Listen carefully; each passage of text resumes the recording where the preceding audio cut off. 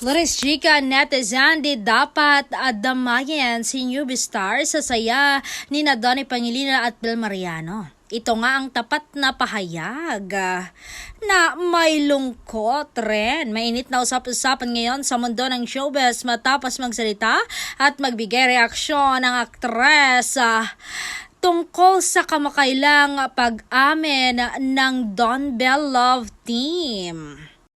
Ito ang malala, pilit na naghahanap ng anggulo kung may pait ba sa kanyang puso. Ang tanong ng marami, naka-move on na ba siya ng lubusan sa kanyang crush na si Donnie Pangilinan o sadyang pinipilit lang maging professional para sa mata ng publiko? At valid pa bang oriratin? I-crush lang naman niya?